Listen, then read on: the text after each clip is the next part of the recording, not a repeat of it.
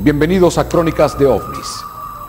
Los reportes de avistamientos de objetos voladores no identificados en el Perú se han multiplicado considerablemente en los últimos 2 años. Lima, Machu Picchu, Nazca y algunas zonas de la cordillera andina han sido los lugares predilectos de los extraterrestres en ese país. Los estudiosos de este fenómeno aseguran que estos lugares están ubicados bajo unos puntos energéticos que recorren estratégicamente el globo terráqueo y de donde posiblemente se nutren de energía estas naves. A continuación conoceremos a una pareja que vivió una experiencia extraordinaria en uno de estos vórtices de energía.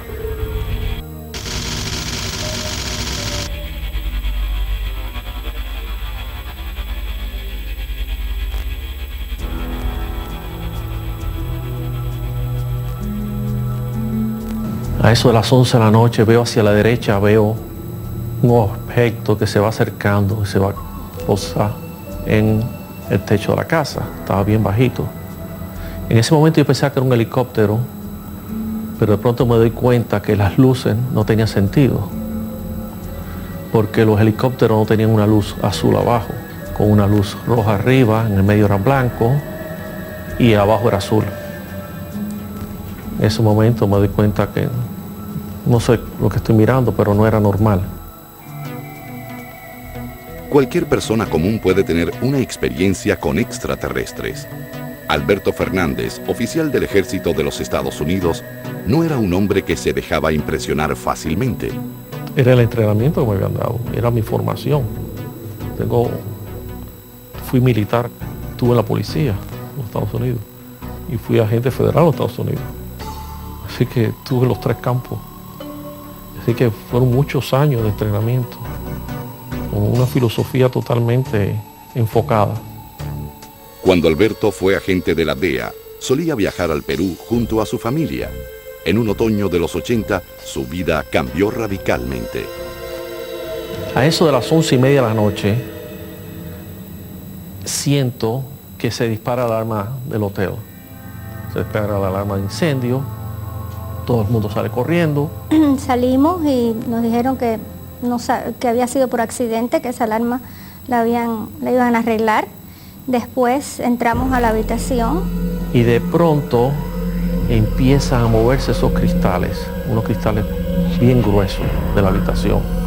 Se empieza a encender las luces de una lámpara, había cambio de voltaje. Y después de ese momento tan intenso, ¿no? A mí me entró un sueño muy grande, una cosa muy extraña, porque era un momento de mucha alarma y me fui a dormir. Y de pronto cuando miro a un lado veo a esta persona que me está mirando. Era una cosa pequeña, gris, con unos ojos bien grandes, con pupilas, tenía pupilas. Me está observando y me quedo mirándole, entonces me pone en la mente como si yo lo hubiese visto anteriormente y me habla hasta del sexo. ¿Okay? Ahí me quedo, no me acuerdo más nada hasta que me despierto al otro día y empiezo a ver a las personas el aura, el campo magnético de las personas, y ahí donde digo que parece que me ha pasado algo, que no sé qué cosa es. Alberto comenzó a consultar libros y a visitar grupos de ayuda. Su vida cambió completamente. Ahí empezamos a ver ciertos libros y me llamaba mucho la atención que cuando traíamos de la biblioteca todos esos libros eran 4 y 5 diarios. Cuando abría las páginas él me decía, sí, este ya lo vi ayer y mira, este lo vi antes de ayer y así. O sea que era una comprobación de las cosas que estaban pasando. Los fenómenos eran diarios, eran extremadamente intensos y muy fuertes. Su esposa Rebeca Fernández fue testigo de muchas de sus experiencias. Nosotros empezamos a investigar acerca del fenómeno OVNI, que era completamente desconocido para nosotros. Empezamos a averiguar de lugares y otros contactados. Debido a la experiencia, mi vida cambia totalmente. te conviertes en una persona humana, en lo cual no puedes hacer tu función. En el caso mío, yo tenía que arrestar individuos y hacer ciertos operativos. Aunque si es un bien a la humanidad, ya tu concepto cambia. ¿Por qué? Porque para lograr el objetivo, a lo mejor tienes que engañar, tienes que mentir. Y ya vas en contra de los principios de eso. Entonces te conviertes en otro ser humano, te conviertes distinto, eres distinto. Es así como Alberto logra contactarse con el Grupo Rama, una organización compuesta por miembros del Instituto Peruano de Relaciones Interplanetarias que aseguraban haber entrado en contacto con seres extraterrestres. Esta organización estaba dirigida por el estudiante de ciencias Sixto Paz. Allí le hicieron una invitación que no pudo rechazar. Llegamos allí y después de acampar y meditar, empezamos a meditar, en meditación.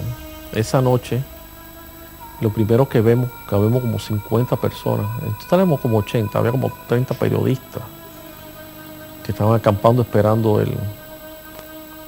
que pasase la nave, el encuentro. Empieza a aparecer tras los cerros unas luces que iluminaban todo el valle. Ahora, si había emoción de las personas, las luces bajaban. En cuanto paraba la emoción, las luces volvían a suceder. Parecían reflectores y hacían un sonido peculiar. Y giraban, hacían así, y giraban.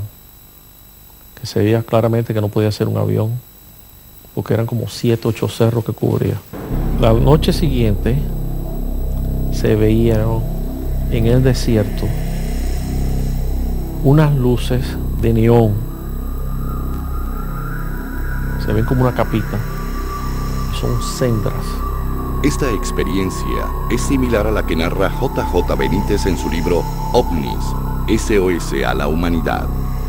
En ella, Sixto Paz asegura haber estado en contacto con seres de otros mundos que le alertaban del erróneo rumbo que estaba tomando la humanidad. Mi experiencia fue de pronto del cielo, lo que llamamos cielo, bajó como un carril. Y del carril bajó un cáliz dorado. El cáliz se puso frente a mí. Inmediatamente empezaron a bajar seres, yo diría como maestros, lo cual yo no recuerdo, no sé ni quiénes son, y bajaban y se paraban delante de mí, me observaban y se iban. Eso, ¿cuántos seres bajaron? No lo sé, fueron unos cuantos. Mi experiencia en Chilca al principio fue de una forma más bien investigativa. No quería participar mucho en las experiencias, más bien observar lo que estaba alrededor mío. Pero indudablemente la experiencia fue física, estaba ahí, yo la vi, la fotografié. Y la experiencia de las personas alrededor mía, que eran personas muy cuerdas, que sabían lo que estaban haciendo, que no era una histeria de masa, todo el mundo estaba muy consciente, y los fenómenos que se vieron ahí, a mi parecer, fueron muy verídicos, muy genuinos. Una de las experiencias que Rebeca recuerda fue la aparición de las llamadas sendras, que son una especie de puertas en el tiempo y el espacio. Son unas luces neones, unos fogonazos que salen de la nave y van formando unas líneas de neón en ese campo negro de Chilca.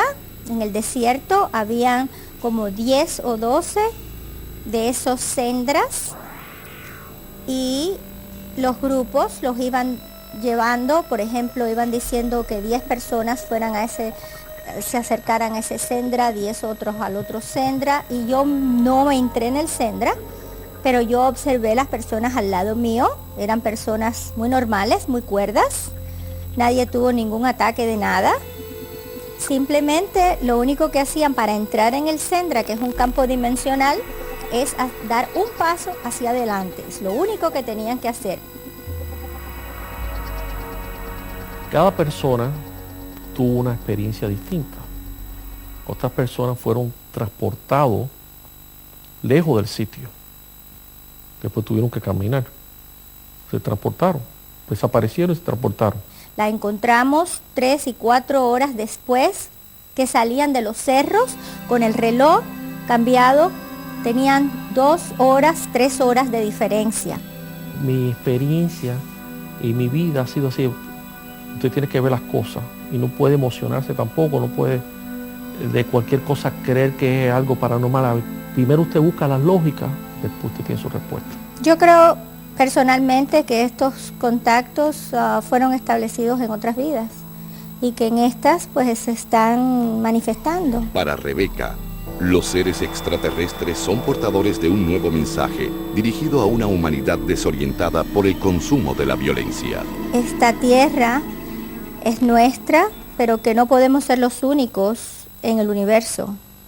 Es demasiado la riqueza que tiene el universo para ser nosotros los únicos que ocupemos vida en el universo.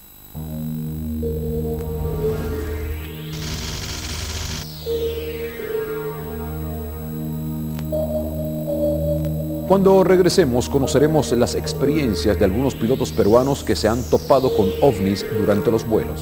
Era una luz muy especial, o sea, le podría mentir si es, a veces faltan palabras para decir verdaderamente cómo es esa luz. Y veremos las increíbles imágenes filmadas por un limeño en pleno centro de la ciudad.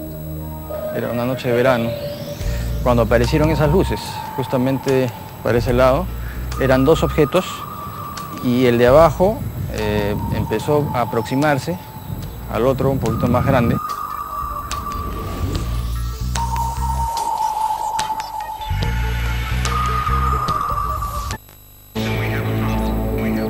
Los avistamientos de ovnis en el callejón interandino, donde el tráfico aéreo es constante, son frecuentes. Muchos pilotos han reportado haber visto objetos luminosos de formas variadas que aparecen y desaparecen repentinamente. 2 de ellos nos relataron sus experiencias con un ovni durante un vuelo que se aproximaba a Lima en diciembre de 1998.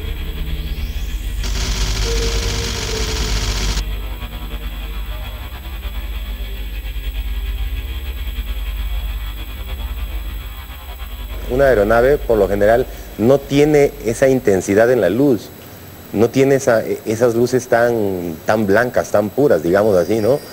No tenía tampoco las luces que normalmente tienen las aeronaves.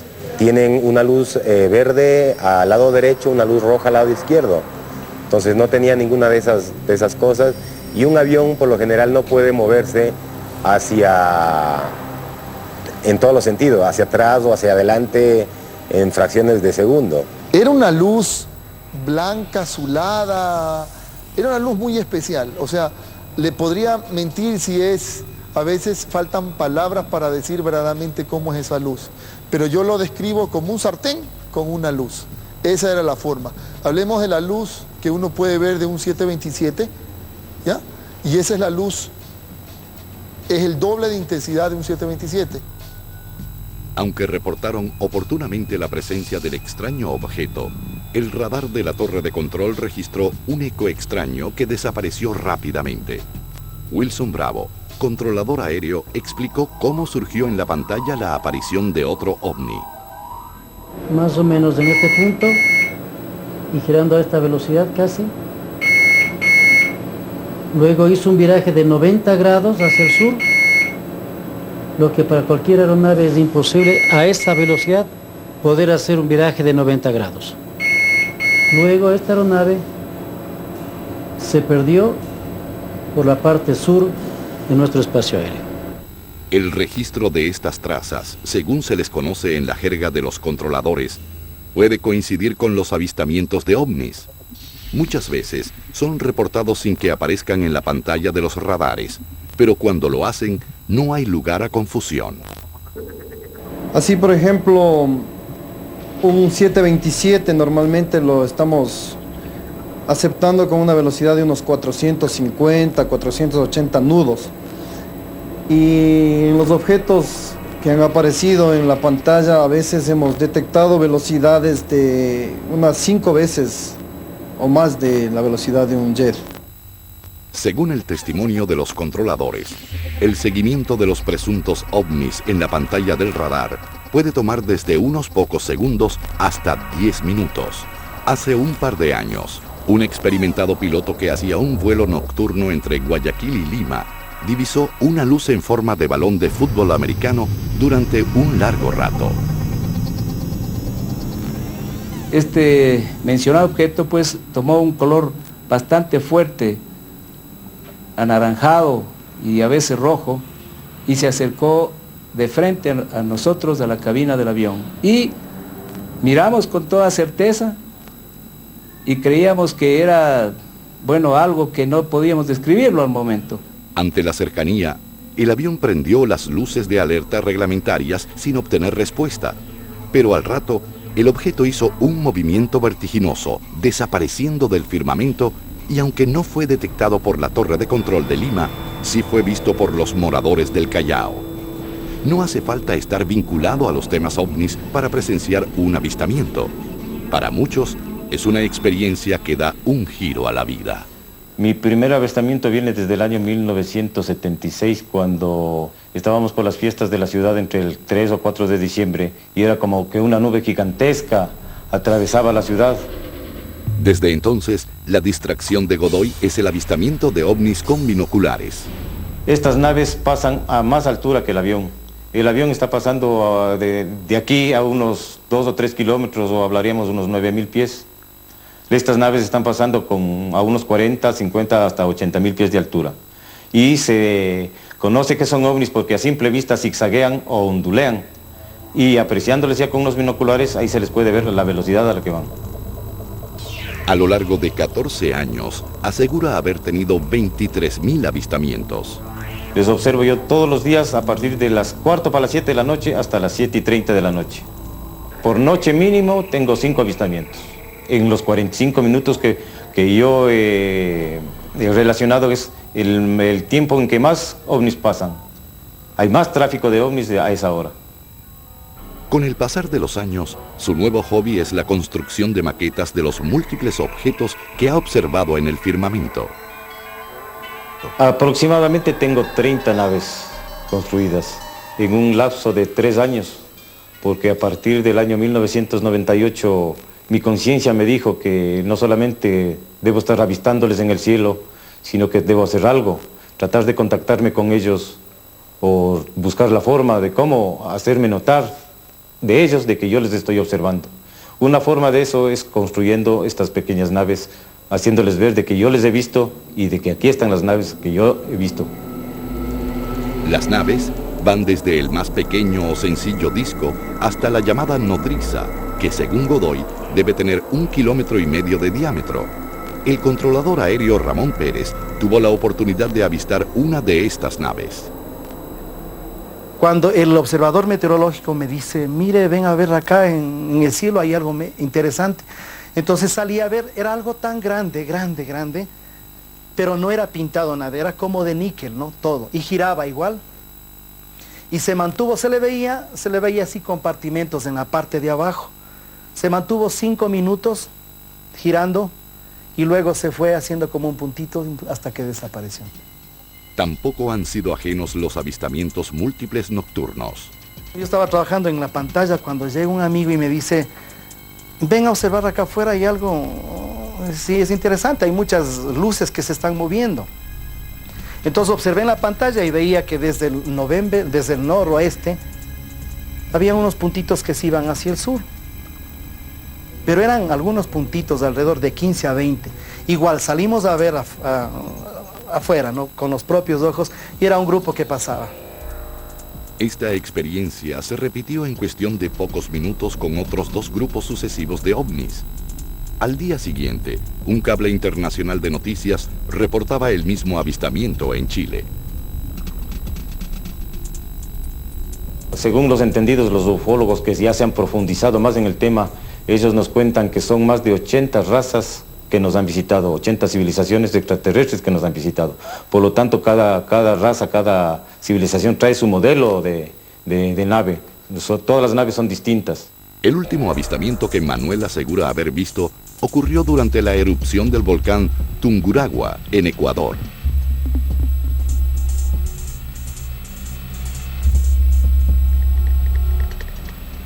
Y nuestra próxima historia ocurrió en pleno centro de Lima cuando el señor Max Bravo y su novia filmaban a su perro en las calles del barrio de San Miguel. El lente de la cámara descubrió algo totalmente inesperado.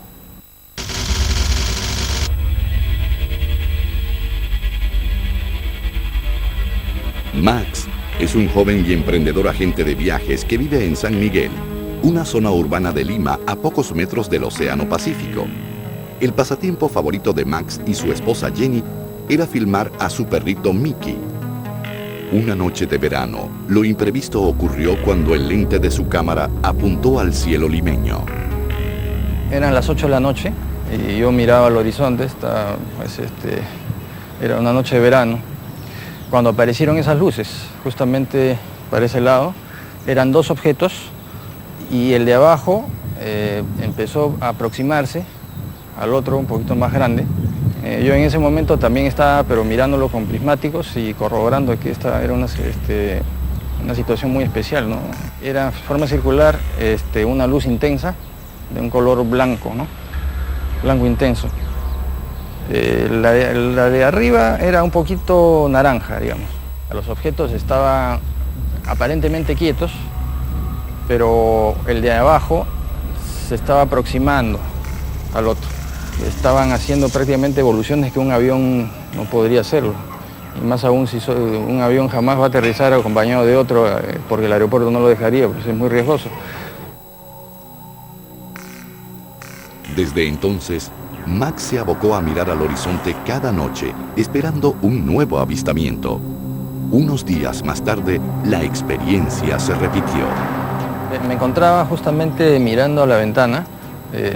Eran las 10 más o menos de la noche de esa noche del 22 de febrero, cuando vi en el horizonte unos 3 objetos que estaban en una forma oblicua, espaciados el uno al otro, como geométricamente, ¿no? A distancia.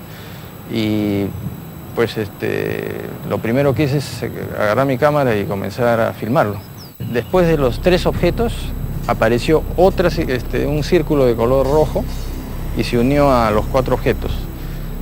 Ahora no había ruido, no hacían ruido, y hacían dos de ellos se unieron y comenzaron a hacer una especie de elipse, algo como digamos que querían dar un mensaje o algo así.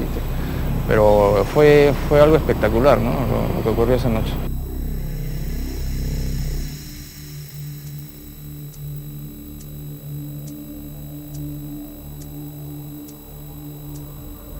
Un mes después, Max se encontraba leyendo un libro en casa, cuando de pronto sintió un extraño impulso. Esta experiencia de psicografía ocurrió en la semana de marzo. La primera semana era Semana Santa. La psicografía es una especie de escritura automática en la cual una persona en estado de relajación puede ser inducida a escribir, ¿no? lo que estos seres extraterrestres pues le indican, ¿no? Me encontraba leyendo un libro cuando en ese momento me entró unas ansias de tener una especie de contacto, ¿no? con estos seres. Y pues agarré un papel y como estaba relajado porque practico yoga, en ese momento la mano me comenzó a temblar y comencé a hacer garabatos. Yo pienso que fue una inducción, ¿no? Una inducción de parte pues, puede ser de los seres extraterrestres que querían contactar, ¿no? Entonces, Max esperó un nuevo contacto. En esta ocasión yo estaba viendo televisión cuando veo por la ventana una luz que se acercaba, era la 1 de la mañana más o menos, se acercaba por un lado que no es usual para un avión. Entonces, agarré la cámara y comencé a filmar. El objeto era indudablemente nada que conocido, porque era un rombo, ¿no? Era como una figura geométrica y se iba sin hacer ruido por el lado justamente del mar, ¿no? Se iba hacia el sur.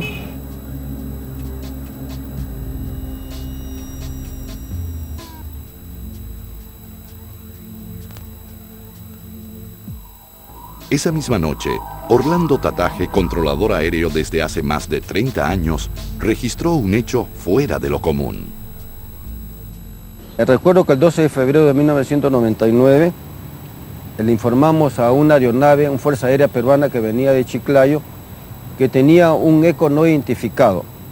Eco es un objeto no identificado que se detecta en la pantalla radar como una luz.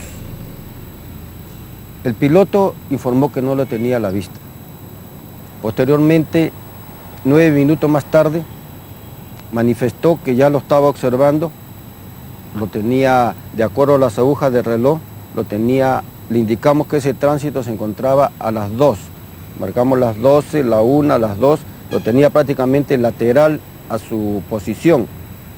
El piloto manifestó que lo estaba asombrado, porque normalmente eso significa un peligro, ¿no? Cuando uno ve una luz que se le está aproximando, ellos tienen temor, pero él reportó que lo estaba observando, pero muy rápido. Rápidamente la aeronave desapareció de su vista, volvió a aparecer y luego volvió a desaparecer muy rápidamente.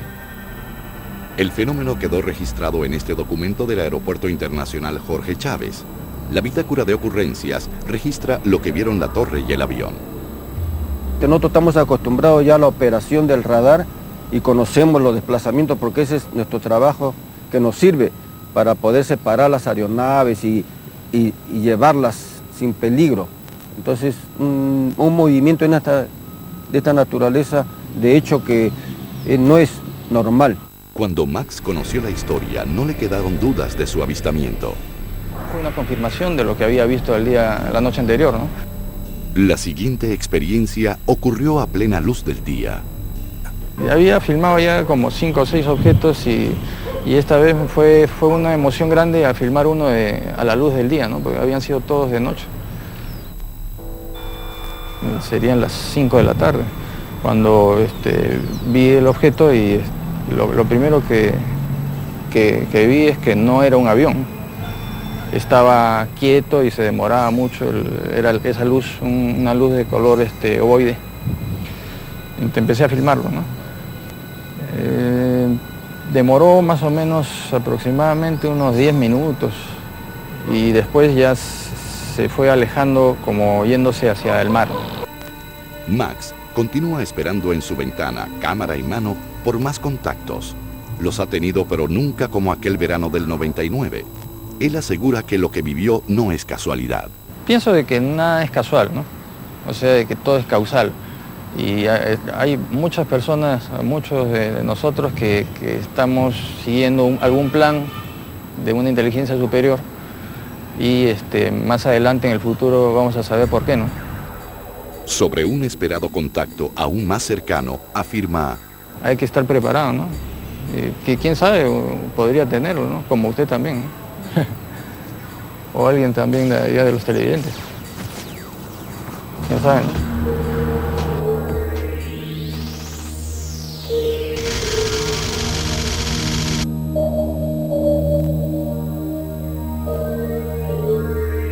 Cuando regresemos conoceremos las teorías del señor Sotomayor sobre las luces que se ven constantemente en La Mana, un lugar ubicado en los linderos de la cordillera occidental de los Andes.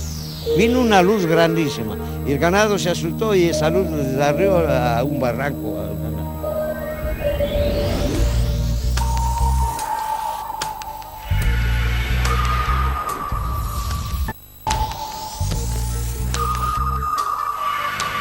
En los linderos de la cordillera occidental de los Andes se encuentra un lugar llamado La Mana, conocido por frecuentes avistamientos de ovnis. Ahí vive el protagonista de nuestra próxima historia, el señor Sotomayor, un ingeniero metalúrgico que desde hace años se ha dedicado a tomar fotos de estos objetos luminosos con una cámara fotosensible activada durante las noches.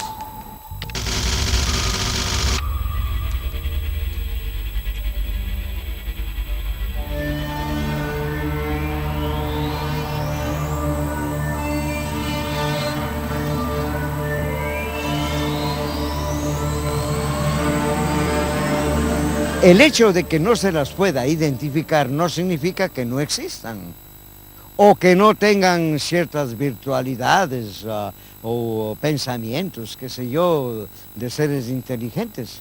Simplemente no los puede identificar porque por algún motivo que desconozco y desconocemos muchos, es que a ellos no les interesa identificarse.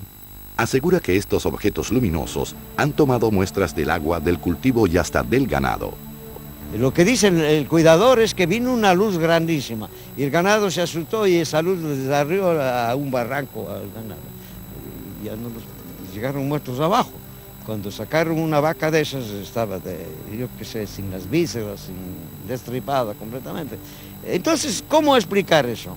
Que estos son carnívoros, les gusta la carne de vaca, y qué sé yo, vaya usted a saber. Pero no hay una definición estrictamente científica. ¿Será que tienen miedo o recelo o desprecio de nuestros diplomáticos que todo lo echan a perder? En alguna oportunidad, uno de estos objetos luminosos apareció ante el campamento minero de Sotomayor en pleno día. Con el antecedente de la tensión creada por el sacrificio de animales, reaccionó haciéndole un par de disparos con su revólver. Algo bajó caliente de arriba, se puso frente a mi campamento, yo salí con la automática y le metí bala hasta donde pude y lo único que sentí fue un calor espantoso y eso desapareció. Sube.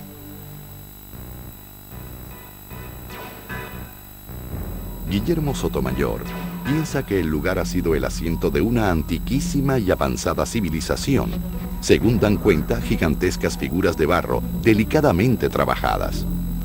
A una de ellas le ha restituido sus colores originales. Esta tiene un collar de 23 puntas que podrían simbolizar el número de pares de cromosomas humanos.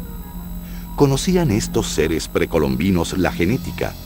La respuesta obliga a una transposición no solo en el tiempo y en el espacio, sino de tipo cultural. La antigua mitología sumeria habla de una raza creada por seres llegados desde el espacio.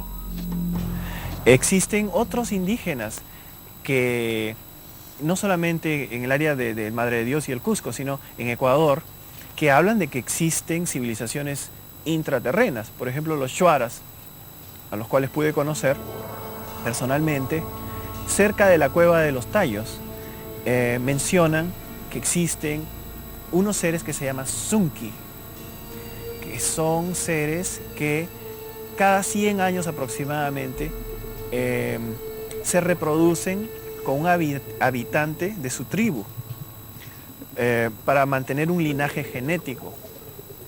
Sería en realidad otra forma de mestizaje o hibridación entre especies. Sotomayor refrenda esta hipótesis de una raza y civilización clonada por extraterrestres, acaso para fines de esclavitud y sometimiento al trabajo, destacando que la Mana podría ser el mítico ombligo del mundo, referido por un mapa arcano en la obra del templo de Focult de Humberto Eco. Las semejanzas entre la topografía del sitio y dicho mapa son extraordinarias. El nombre es de origen sumerio, Mana Xucultu, que quiere decir el lugar perfectamente medido y el lugar perfectamente establecido. ¿Qué significaba eso en antigua Sumeria? No podría yo responder de momento. Sotomayor insiste que una de las claves del misterio es el agua de la Mana. Estoy preguntándome todavía, ¿por qué, señor? Si hay lugares tan interesantes. Hay un doctor Calero, colombiano. Trajo aquí un señor casi en 4 patas, enfermo. se sumergió en uno de los manantiales de aquí y salió trotando el viejo. Independientemente del agua o de las enormes estatuas de barro, hay otros vestigios arqueológicos que acentúan el enigma de la mana.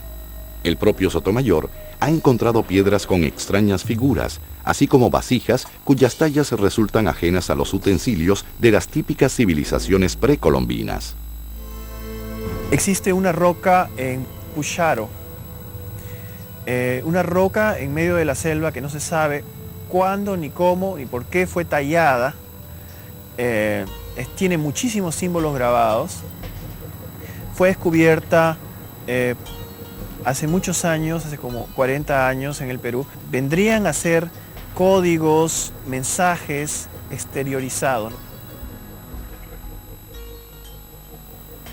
Estos códigos quizá estarían indicando que Cusco, la capital del imperio de los incas, sería un reflejo del Paititi. En cuanto a la visión ufológica de estos hallazgos que tiene Guillermo Sotomayor en este sector, podría ser una de las eventuales explicaciones, es decir, altísima tecnología para la elaboración de esas piedras, información que todavía no ha podido ser decodificada, y por otro lado, definitivamente el sector es altamente especial, es altamente magnético. Es una civilización que ha desarrollado de manera artificial, a través de tecnología, una ciudad adaptada dentro de cavernas en la costra terrestre. La costra terrestre de la Tierra tendría espacios y en estas cavidades ellos habrían creado luz artificial, oxígeno, todo un mundo donde estarían preservando conocimientos y mantendrían además contacto con civilizaciones extraterrestres. Pareciera ser que hubo una explosión nuclear, hubo un acontecimiento fuertísimo que significó que esa gente, de alguna manera, esa gente pues se destruyó. Y posiblemente los extraterrestres están volviendo a ese sector que esté cargado, muy probablemente esté cargado de energías que nosotros no logramos descubrirlas. Conforme con esta visión, el hombre podría rescatar al fin su carácter divino, venido a menos por la sucesión de caídas relatadas en los mitos. Los estudiosos no dejan de encontrar particularidades en estas piedras y se piensa que quizá puedan encerrar un mensaje. Es decir, las piedras están ahí, son un desafío, son una invitación a la investigación y no a la intransigencia ni a la tosudez. No todo lo que no comprendamos debe ser desacreditado. Al contrario, lo que no comprendemos debe ser estudiado. Y esa es la invitación que las piedras de la Maná hacen al mundo. Próximamente, las piedras serán examinadas por un laboratorio especializado europeo, cuyos informes podrían aclarar algunos de los enigmas de los misterios de la Mana.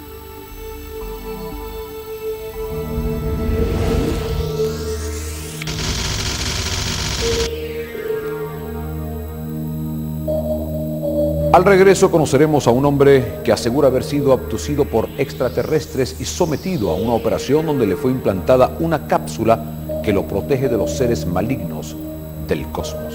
De pronto apareció en el espacio una luz amarilla, redonda, que se desplazaba erráticamente y cambiaba colores. Muchos de los avistamientos de ovnis en Lima han ocurrido curiosamente a orillas del mar. Para Carlos Beleván, expiloto e ingeniero marino de 64 años, las playas del Pacífico limeño traen muchos recuerdos. Ahí, hace casi 50 años ocurrieron sus primeros contactos con seres de otro planeta.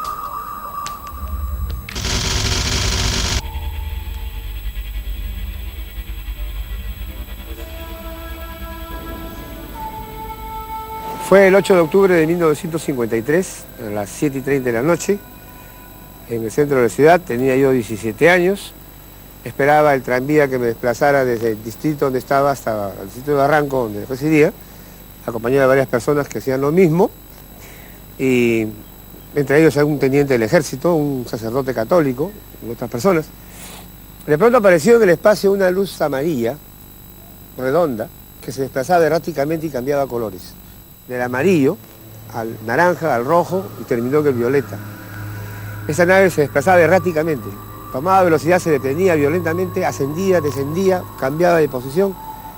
Y las personas que estábamos ahí acordamos que lo que estábamos viendo no era un helicóptero, mucho menos un avión, los cuales no están diseñados para hacer ese tipo de maniobras, detenerse violentamente y desplazarse en ese tiempo a semejantes velocidades. El jet aún no había llegado al Perú. Entonces, acordamos que eso era un platillo volador.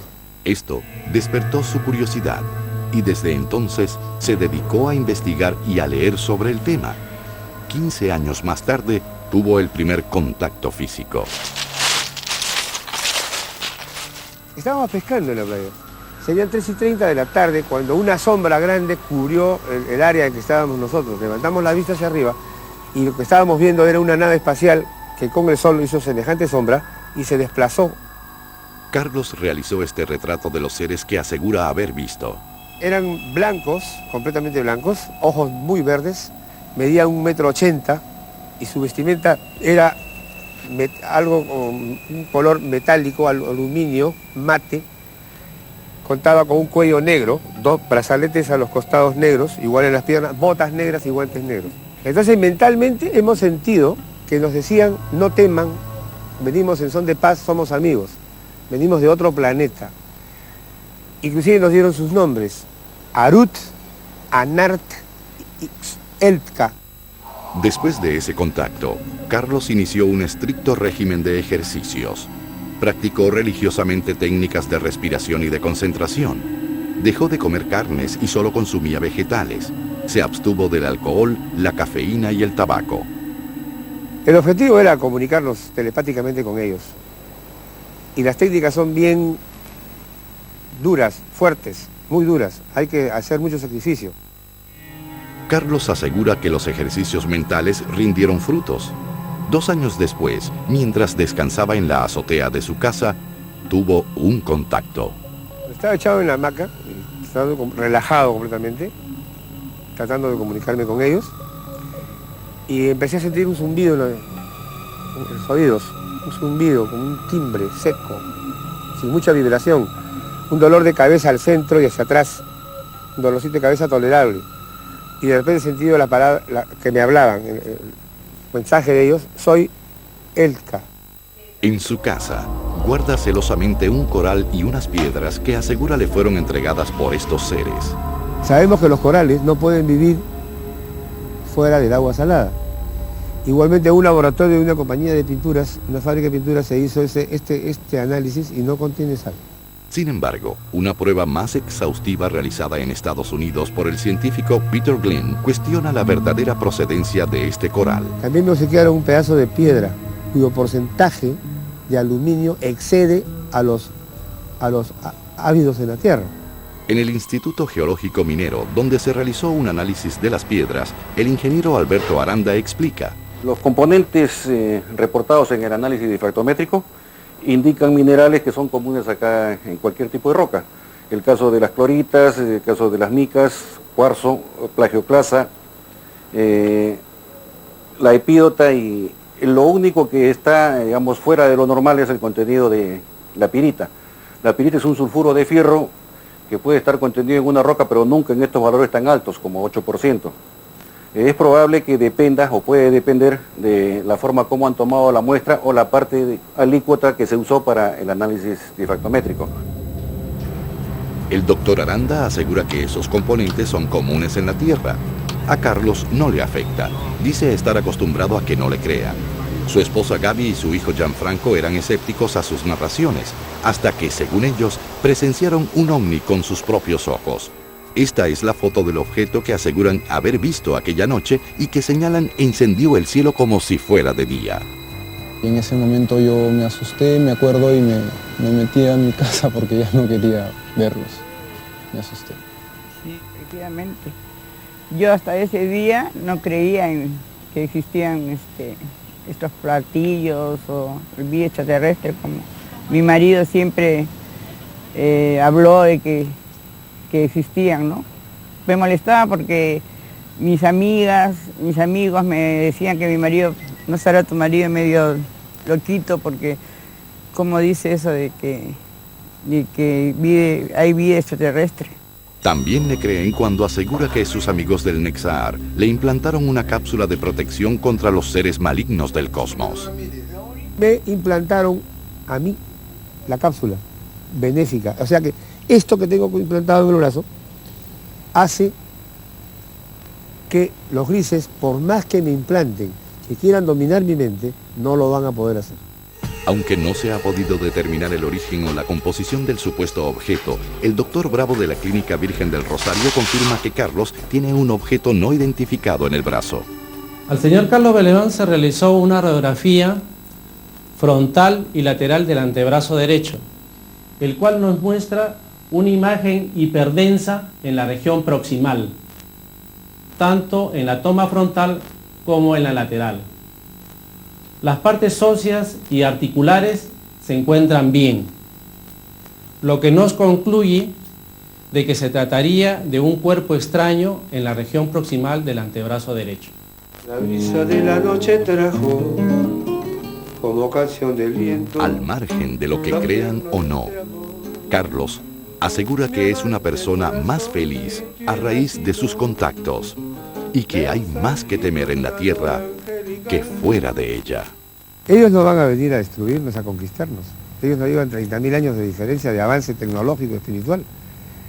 Nadie nos va a conquistar ni nos va a destruir. Nosotros mismos nos estamos destruyendo con tanta guerra, con tanta drogadicción, con tanto odio, con tanto rencor.